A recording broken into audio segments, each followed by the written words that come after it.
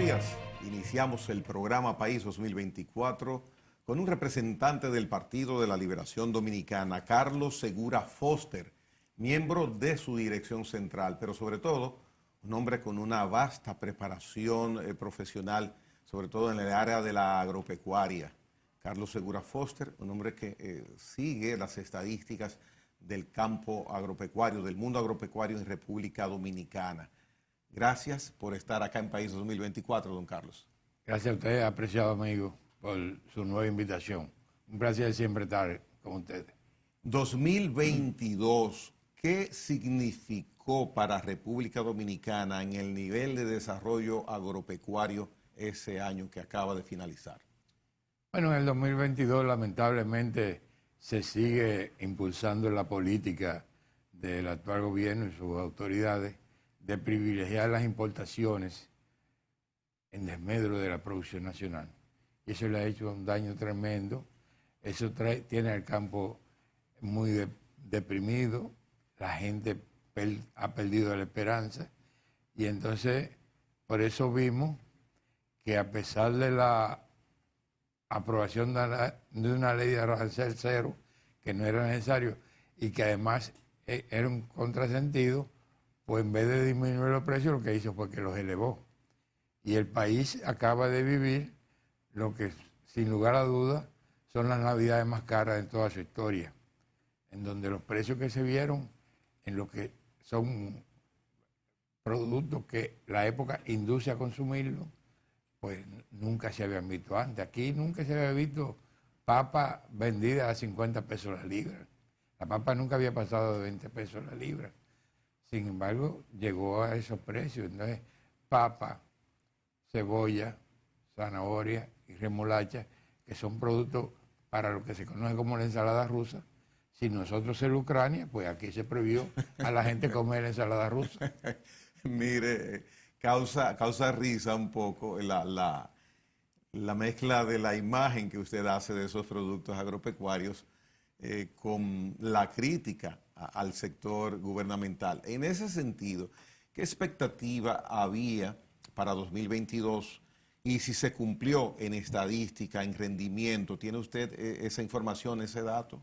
No, mire, este gobierno en el sector agropecuario tiene un mal de origen, que es que no cuenta con un equipo de trabajo, porque el gobierno en sentido general es un gobierno de reparto, hizo compromisos con muchos sectores y en el caso de la agropecuaria, pues hizo unos compromisos que le han creado un nudo gordiano que no es posible que lo rompa. Usted habla de compromisos, pero sí. ¿Compromisos en qué sentido? ¿Compromiso político? Bueno, ¿qué tipo de compromiso? Que figuras de incidencia en el quehacer agropecuario se repartieron las áreas. Yo te puedo asegurar, sin temor a equivocación, y eso es comprobable, que aquí la parte agrícola está sustentada en un eje de pensamiento, diferente al eje de pensamiento del área pecuaria y otro pensamiento el área de comercialización. Y te lo puedo decir con nombre de instituciones. Banco Agrícola y Ministerio de Agricultura responden a un criterio. Dirección de Ganadería, CONAPROPE, CONALECHE, responden a otro criterio, incluyendo Alfeda. Y INEPRE y AIREADE responden a otro criterio. Y por eso has visto tantos cambios. Entonces, perdóneme, en el área agropecuaria, en esas instituciones que usted menciona, debía haber, independientemente del gobierno que sea, sino como esquema de dirección, un criterio unificado, claro, que se irradie a esas instituciones. Claro. ¿Y por qué hay esa tridivisión? Tres partes usted ha dividido. Por compromiso político se dividieron las áreas en diferentes intereses. Esa es la realidad. Aquí, por ejemplo, existe lo que se conoce como Consejo Nacional de Producción Pecuaria. ¿Usted sabe quién es el director de CONAPROP? No se conoce. No se juntan. El nombre. Nosotros, como equipo de gobierno, para la producción de pollo y huevo, que ahora se produce una crisis, para su planificación, hacíamos una reunión mensual de lo que se conoce como la Comisión Avícola, que a los funcionarios que forman el CONAPROPE se le agregan los productores. Entonces, todas esas son cosas que usted tiene que reunirse para planificar. ¿Cómo se explica que aquí se haya producido crisis con la papa? Si la papa es un cultivo que usted lo planifica de ahora para ahorita. ¿Qué pasó con la papa? Que se redujo las áreas de siembra y se redujo la producción. Bueno, porque ellos realmente no le dan apoyo al Producto Nacional para poder crearle el espacio a las importaciones. Aquí, cuando ellos llegaron, nosotros estábamos exportando papa a Rusia. Nosotros llegamos a producir el 107 de consumo nacional, estando el turismo en auge, porque son productos que tienen que estar en todos los hoteles. Entonces, tuvimos unos excedentes que tuvimos que buscar el mercado, en un mercado tan amplio como es Rusia, que obviamente tuvimos la suerte de llevarlo en aviones barriga ancha, que hacían vuelos charter, dejaban los pasajeros y regresaban vacíos. Entonces, se tuvo la habilidad de algunos productos exportarlos hacia allá. En ese momento, entonces, no había importación de papa. No, ni de papa, ni de remolacha, ni de zanahoria. ¿Tú no te recuerdas que cuando ellos llegaron en diciembre aquí, los productores prefirieron destruir sus plantaciones porque el costo de la recolección no le compensaba el precio de venta, porque inundaron? Bueno, nosotros acabamos de hacer una publicación ahora. Aquí prácticamente se han duplicado las importaciones. ¿Como consecuencia de qué? En el 20, cuando ellos llegaron, el país hasta agosto, porque era una economía que estaba cerrada por la pandemia, había importado alrededor de 1.100 millones de dólares, precio de FOB las importaciones. Bueno, en los 4 meses de gobierno de ellos, agosto final, septiembre, octubre, noviembre y diciembre, ellos importaron 2.200. Pero, ¿qué sucedía? Que había, o sea, parece contradictorio lo que... Sin necesidad, importaciones innecesarias y en momentos inoportunos. ¿No te recuerdas que aquí se inundó de zanahorias, remolacha y papa y los productores prefirieron abandonar su cultivo? Porque realmente no le era negocio recolectarlo y venderlo, por la cantidad de importaciones que hicieron innecesarias. Es más, hay un estudio que lo hizo con FENAGRO, coordinado en la transición, por lo que se conocía en ese momento equipo agropecuario de ellos, que lo dirigía Leonardo España. Y ese estudio determinó que ninguno de esos productos era necesario importarlo, pero importaron, porque llegaron con la voracidad de sustituir la producción nacional para abrir espacio a la ganancia a los importadores. Es un gobierno que ha descuidado totalmente al campo para privilegiar a los importadores. Entonces, esos 3.100 que fueron en el 20, aumentaron en el 21 a 4.100 y este año llegó a 5.400 millones de dólares. Y con todo e importaciones, lo que hace es que se incrementan los precios por una razón elemental. Estamos en manos de autoridades que no privilegian la producción nacional, su mentalidad es importar, y estamos en el peor momento de la humanidad para importar, porque hay una crisis mundial de encarecimiento. Y todo lo que se importa viene con una inflación incluida. Y por eso aquí se está comiendo más caro que nunca. Mire, con lo que usted dice, hay algo que no encaja, no por lo que usted está diciendo, sino por la realidad. Tenemos producción de X renglón agropecuario. Usted indica que se importa sin necesidad. Si se importa sin necesidad, vamos a tener un excedente. Si tenemos un excedente, si hay abundancia de un producto que yo necesito, que yo requiero, entonces la ley de oferta y demanda indica que el precio debe reducirse.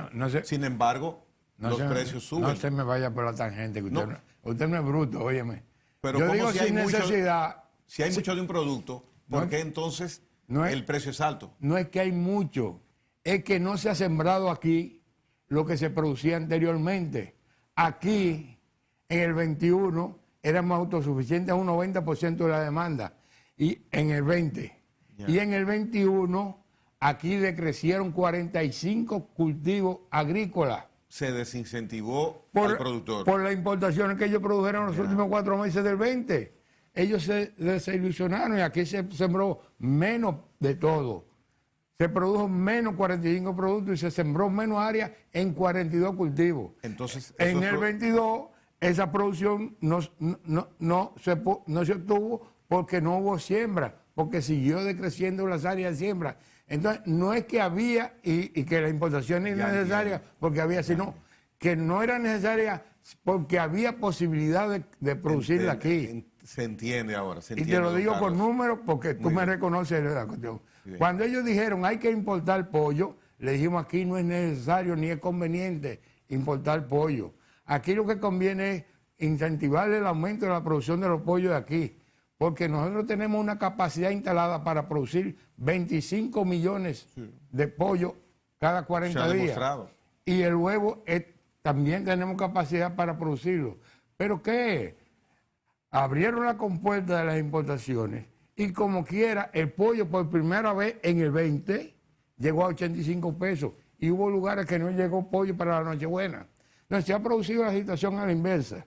Como tenemos capacidad, se ha producido ahora recientemente y entonces tienen la torpeza de que en el momento que se están consiguiendo mercados para exportar, vienen y prohíben la exportación de huevos, que es un contrasentido, porque un país lo que debe hacer es tener capacidad para producir, para satisfacer su demanda local y lograr mercado de exportación. Entonces, eso son las torpezas que dan en un gobierno. Y lo que te dije de la falta de coordinación, se vio también en eso. El día 28 de diciembre, el ministro de Agricultura le escribió al director de aduana para que se prohibieran las exportaciones de huevos a toda parte del mundo por 30 días. 5 días después, los comerciantes y el otro sector que te digo que existe, se acerca al ministro de Industria y Comercio y convence al presidente que eso no era conveniente, y no era conveniente. Entonces, con la costumbre de este gobierno de que no le importa recular, 5 días después, el día 5, entonces lo que habían dispuesto por 30 días, lo reducen a 15. Pero a 15 días sabiendo que eso no es controlable. Por lo menos la parte de Haití no es controlable, porque nosotros tenemos una frontera demasiado porosa y con prohibición o sin prohibición los huevos de aquí llegan a Haití. Aquí el problema se produjo que el consumo mensual de huevos, incluyendo el 15 o el 20% que se exporta a Haití, oscila entre 240 y 250 millones de unidades de huevos. Entonces se promedió 275 millones. Habían 25 millones que sobraban cada mes. Entonces, aquí tuvieron la habilidad, algunos de los productores, de buscar mercado en las islas, en el Caribe, pero principalmente en Jamaica y Cuba, que están demandando alimentos. Entonces les resultaba atractivo comprarlo aquí porque la verdad, monda y lironda, es que la producción de huevo aquí es mucho más barata que en cualquier parte. Y por eso el de aquí resultaba más barato. Para que tú tengas una idea, mientras aquí el huevo, la gente se está quejando porque se está vendiendo a 10 pesos. En Puerto Rico se vende el de producción de Puerto Rico a 50 centavos de dólares, que es una especie de 26, 27 pesos. Sí. Y el importado de Estados Unidos a $1 por cada huevo. Que es ¿En Puerto Rico? Sí, en Puerto Rico. Wow. Que es más o menos el precio de 56, 57 pesos. Lo que quiere decir que los puertorriqueños se matarían por comprar los huevos de aquí. Y podemos venderle a ellos. Que es un mercado que ahora no tiene restricciones, porque nosotros tenemos problemas de exportar porque tenemos 2 enfermedades endémicas, pero las enfermedades endémicas se combaten con vacunas. El Newcastle y la gripe aviar baja en patogenidad se come. Lo que es incomible y hay que eliminar las aves es la gripe aviar altamente patógena, porque eso obliga a la eliminación de las aves.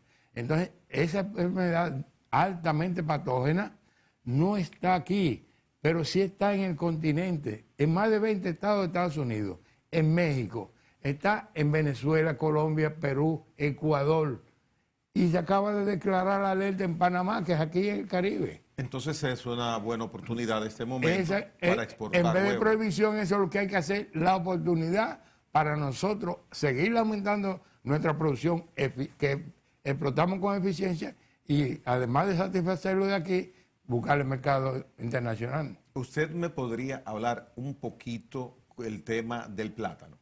Sí, cómo no. Otra torpeza de una gente que sabe que eso no es verdad. Porque el ministro dijo que el plátano estaba caro por el invierno, porque hubo un tornado y porque Fiona afectó al país. Y ninguna de las tres tuvieron que ver con la situación del plátano.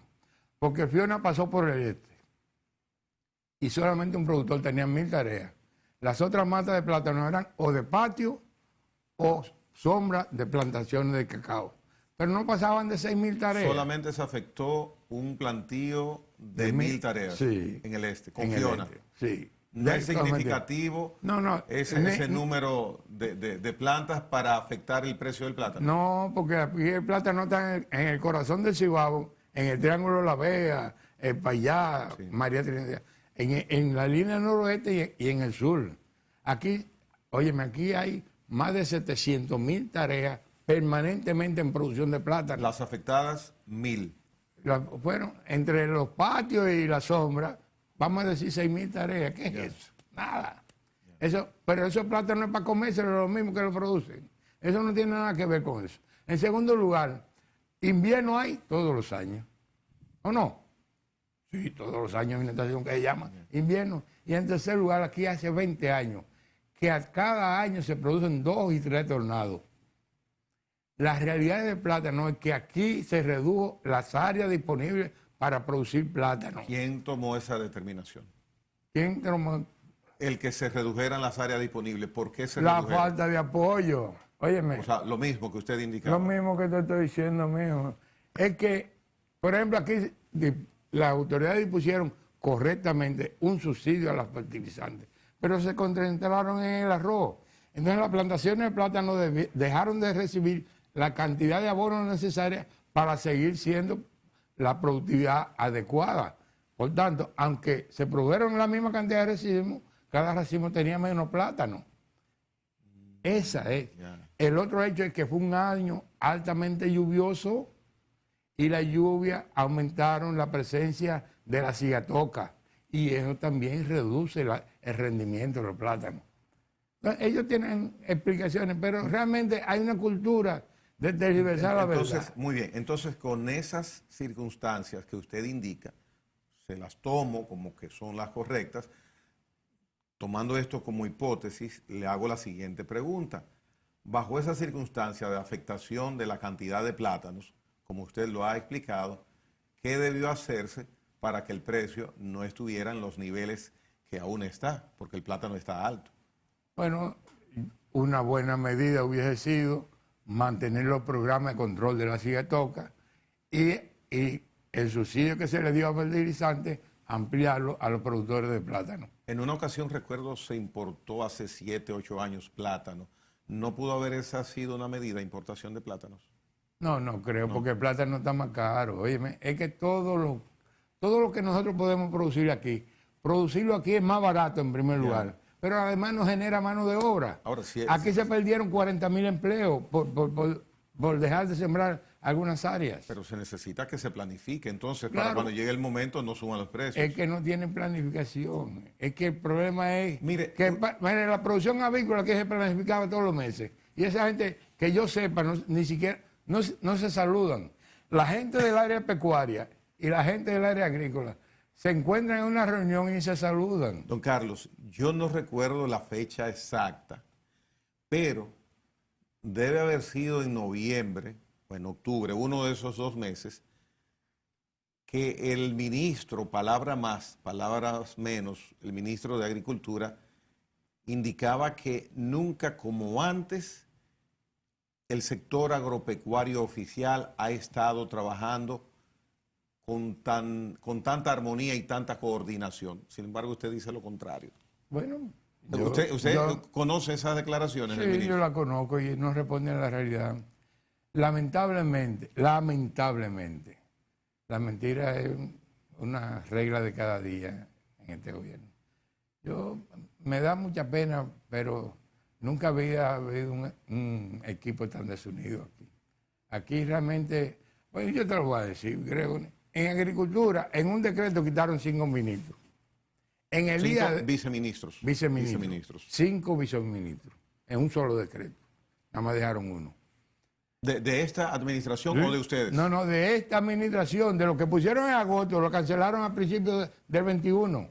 Oh, sí. En Recuerdo eso. el día han habido 3 directores diferentes. ¿No lo recuerda? A Faña lo sustituyó otro que no es el que está. Van 3. En el FEDA ha habido 3 direcciones diferentes. Porque primero pusieron a Efraín. A Efraín le pusieron una sombrilla y pusieron de que un presidente a otro. Entonces, ese presidente no funcionaba y dejaron a Efraín junto con el joven que pusieron. Menciono a Efraín porque es mi hermano. Sí. Y lo digo por su nombre. Yo no acostumbro a utilizar nombre, pero Efraín es mi hermano. Entonces atropellaron a un hombre bueno, serio, sensato, Efraín. Y entonces han puesto ahora a un tercero. Es así. Aquí no ha habido ninguna estabilidad. ¿Y tú sabes quién es el director de ganadería? En realidad no tengo el nombre, ¿no? Los países y los gobiernos toman medidas con interés de hacer bien y lo que se produce es un mal. Mira cuál es el mal de origen de la desavenencia que se vivieron anteriormente con 2 amigos, lo voy a citar por su nombre, con Marcelino Vargas y Eligio Vázquez, que no se hablaban. Eligio ministro y Marcelino director de ganadería. Pues eso mismo sucede ahora. Porque es que cuando se crean puestos para ser designados por decreto, el que es designado por decreto se cree que no tiene un intermediario entre él y el presidente, que solamente tiene que darle cuenta al presidente. Entonces eso disminuye la capacidad de coordinación entre los funcionarios. Para eso hay que tener voluntad e imposición, como era anteriormente. Nosotros teníamos que viajar todos semanalmente con el presidente y todos teníamos que rendir cuentas semanalmente. Yo siempre he pensado y lo he manifestado cuando tengo la oportunidad de que República Dominicana tiene muchísimas condiciones en el área agropecuaria. Tiene clima, tiene hombres del campo que conocen de manera autodidacta su trabajo.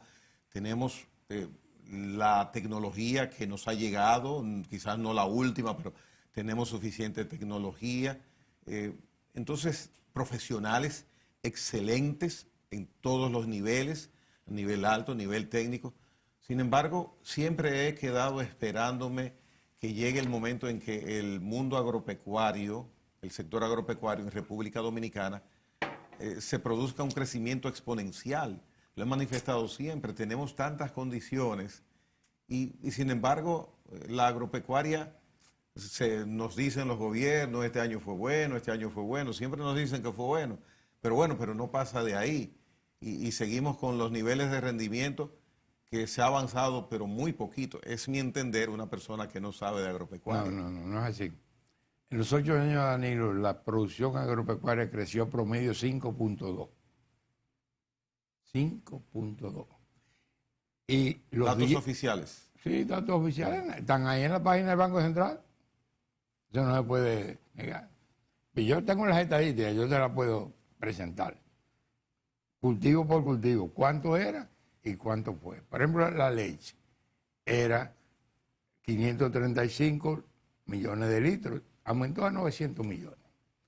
Pero en sentido general, los 10 renglones fundamentales de lo que come el dominicano, el arroz, la habichuela, el plátano, el huevo, el pollo, crecieron promedio 35% y creció de manera sostenida a ritmo que aumentó la demanda, lo que permitió que en ningún año el aumento de los precios de los alimentos creciera por encima del índice de la inflación del país, que ahora en este gobierno, mientras la inflación es 8 promedio, los alimentos están sobre 30, habiendo posibilidad de que, porque nosotros somos autosuficientes en arroz, que es lo que come todo el mundo, en plátano también, en pollo y en huevo. Tú coges ahí esas 4 cosas, no debiera permitir que se elevara tanto la inflación de los alimentos, pero es que se han descuidado el campo porque llegaron con la vocación de privilegiar a los importadores. Bien. La primera medida fue eliminar la subasta, que era lo que mantenía estabilizado la comercialización de los productos.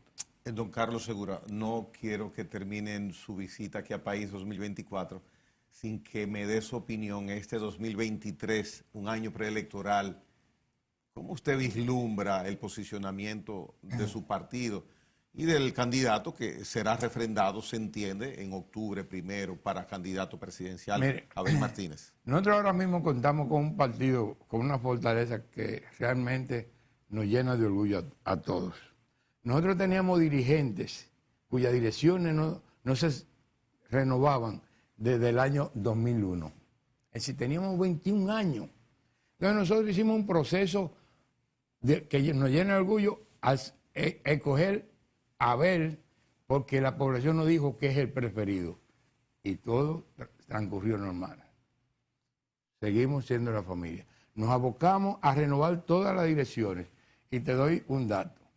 Solamente hay un presidente provincial pendiente de escoger y eso se va a resolver mañana.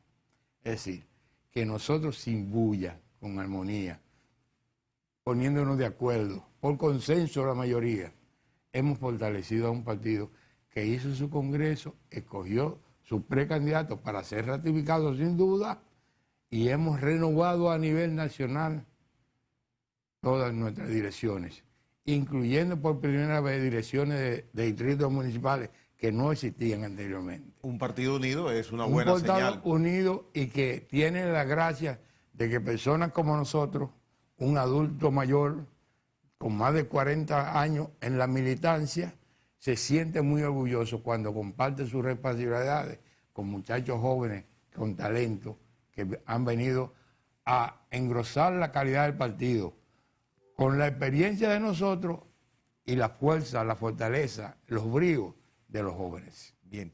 Carlos Segura Foster, un dirigente alto del Partido de la Liberación Dominicana, un hombre de estrategia agropecuaria, ha estado con nosotros hoy día en País 2024. Don Carlos, nos vemos y espero que no sea muy tarde, que sea pronto en el tiempo nueva vez. Todo lo que nos ha sucedido, que ha sido correctamente, nos tiene con el entusiasmo de que Abel va a ser presidente escogido en primera vuelta en el 2024. En primera. Ese es el entusiasmo, para eso estamos trabajando. Bueno, vamos a ver qué dice el votante el 19 de mayo de 2024, que ya viene cerca, son 14, 15 meses, no más de ahí. Eso depende de la inteligencia emocional y lo estamos trabajando para ello. Muy bien. Carlos Segura Foster ha estado con nosotros en País 2024. Continuamos con el programa, una pausa y retornamos.